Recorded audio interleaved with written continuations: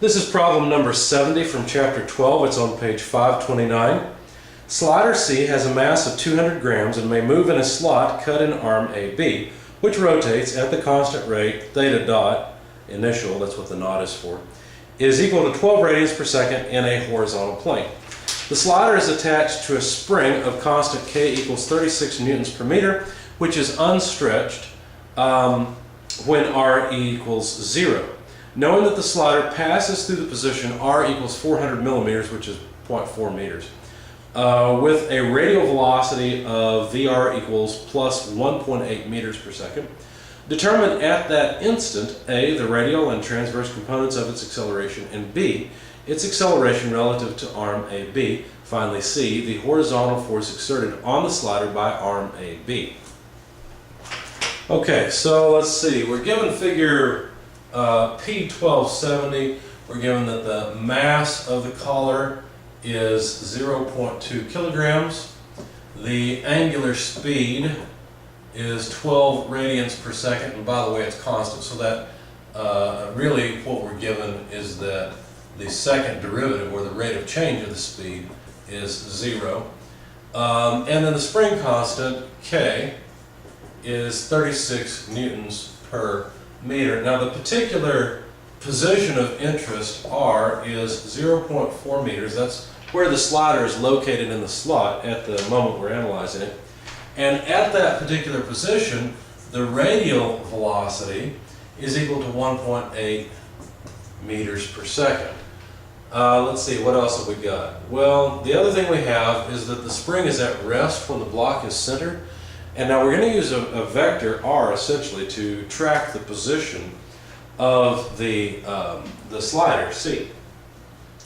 And so the force on the spring is 0 at R equals 0. I guess we could put meters there as well. And we're supposed to find the radial and transverse acceleration. We could use T for transverse. So most of the time in this book we'll use theta. I just use T for some reason in this solution.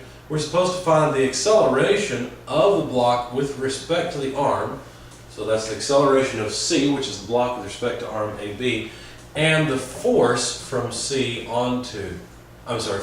onto C. So the force from the arm onto the collar. These are all the things that we're supposed to find. Now, as usual, our solution begins with a free body diagram. And the free body diagram, I'm going to sketch part of the slot. So there's the slot. Actually, I'll sketch the piece. Here's slider C. Slider C is constrained to move within the slot with features not shown in my drawing. I'm going to have the radial direction R there, the transverse direction there. Since the block is to the right of the center, then what that means is there must be a force. Now, I need to be careful here because I've got a free body diagram and I'm putting arrows all over it. And so far, none of these arrows are forces. So let me try again, and I'll add forces, but I'll put forces in red. So there could be force from the spring. We know there's no friction in the slot. And there could also be force onto the block from the arm. So I've got my forces in red there. Okay, those are the only two forces that act. Of course, this is all in a horizontal plane, so we're not interested in the force of gravity or any of those things. They don't affect us. Okay, so what do? Well, as soon as you write a free body diagram, you should sum forces. In the transverse direction, this direction, there would be force onto the block from the arm, and that would be equal to the mass times the tangential acceleration. Whatever the acceleration is in this direction, that multiplied by the mass of C must be the force in that direction. If we sum forces in the radial direction, well, the radial direction is this way, but the force from the spring's pulling back in this direction. So it's minus Fs, that's equal to the mass of block C multiplied by the radial acceleration. Okay. Now, if you think about this, we can actually calculate the magnitude of Fs because we're told that when the block is at the center, there's no force on it. The farther it moves away from the center, the higher the force, as 36 newtons per meter. So every meter away from the center, we get 36 more newtons pulling it back.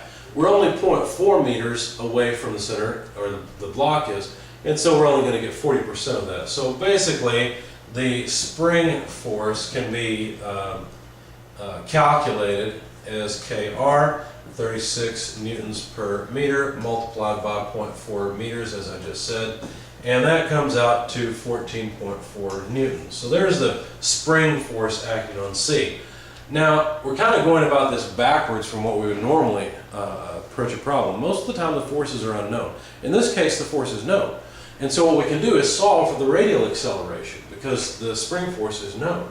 So basically, the radial acceleration will be equal to negative spring force divided by mass. The spring force is just 14.4 newtons. The mass is 0.2 kilograms, so when you divide newtons by kilograms, you'll get meters per second squared. It's a simple calculation, so I won't write it on the board, but you just get negative 72 meters per second squared. And I did that in order to minimize board usage. I didn't want to run off the board or break the line. So negative 72 meters per second squared. What does that mean? That means that the acceleration is in this direction, right? It's negative of the coordinate system, or the coordinate r, and is at a rate of 72 meters per second squared. That's basically how hard the spring's pulling back on it. And since there's so little mass, it's that way. If the mass were larger, then the acceleration would be lower. The spring would be pulling with the same force, but it couldn't affect as large an acceleration. So there's the radial acceleration. That's one of the things we were asked to find. Now we need to find the tangential acceleration. Now we've got a small problem here because we don't know the tangential acceleration and we don't know the force from the arm onto the block. So we can't kind of short circuit the solution as we did before. But we do know that the tangential acceleration could be written as, the transverse acceleration could be written as a theta. And a theta, there's an equation in the book that says a theta is r double dot plus 2 r dot theta dot. Now, we've used this before. Hopefully you recognize this equation by now. If you don't know where it is in the book, you should find it.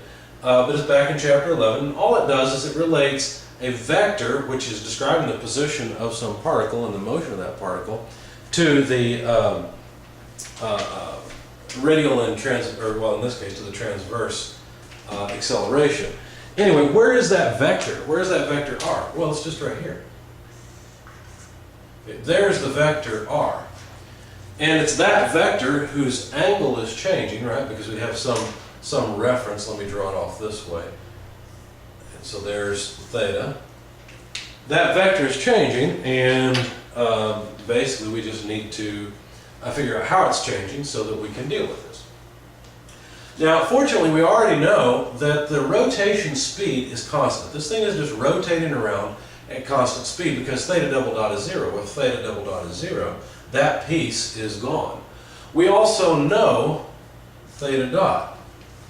Okay, so some of this is known. Now, if you stop and think about this, you'll realize that this piece, 2r dot theta dot, is just equal to 2 vr theta dot. Okay, so why is that? Well, how come we substitute? Well, r dot, the rate of change of this length, is just the radial velocity. But the radial velocity is given. It's 1.8 meters per second. So essentially, the two pieces that we need are given. And we can compute the transverse acceleration directly. So there's 2 times 1.8 meters per second.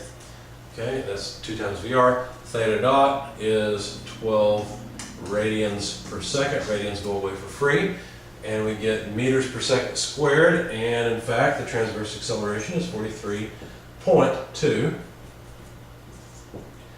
meters per second squared. And that's one of the things we were supposed to find, was the transverse acceleration. Now, we can use this equation, now that this is a known, and solve for the force onto the block from the arm. So we just need to multiply by the mass, which is 0.2 kilograms. Probably shouldn't have even written this out, but I'll go ahead and finish it. 43.2 meters per second squared, not feet. And when you plug that into your calculator, you find that it's 8.64 newtons of force that the arm is applying to block C. And it's in this direction because, of course, the acceleration, the transverse acceleration, is in this direction as well. So anyway, we're almost done because we've got this force. But what about the acceleration here? What is that? That's the acceleration of the slider with respect to the arm. And if you think about it, R is moving with the arm because it points to C. Now this acceleration is not the velocity of R, it's the acceleration of R. So really this is just R double dot. That's what they're asking us to find. Okay, well, how do we do that? Well, notice that the radial acceleration, AR, let's see, where was it? We've already solved for it. Over here. The radial acceleration is related to vector R just like the transverse acceleration is related by, of course, a different equation. It's R double dot less R theta dot squared. And so if we solve for R double dot, because notice we know the radial acceleration, we know the length R, and we know theta dot, then the acceleration essentially of C with respect to the arm is equal to AR plus R theta dot squared. We already know AR, it's negative 72 meters per second squared. We know R at this instant is 0.4 meters. That needs to be multiplied by theta dot squared. Theta dot is 12 radians per second. We just square it, and we'll have meters per second squared plus meters per second squared. And that comes out to, let's just do it this way. The acceleration of the block with respect to the arm, which is R double dot, is equal to just this sum, which is negative 14.4 meters per second squared. So there's the acceleration of the block with respect to the arm.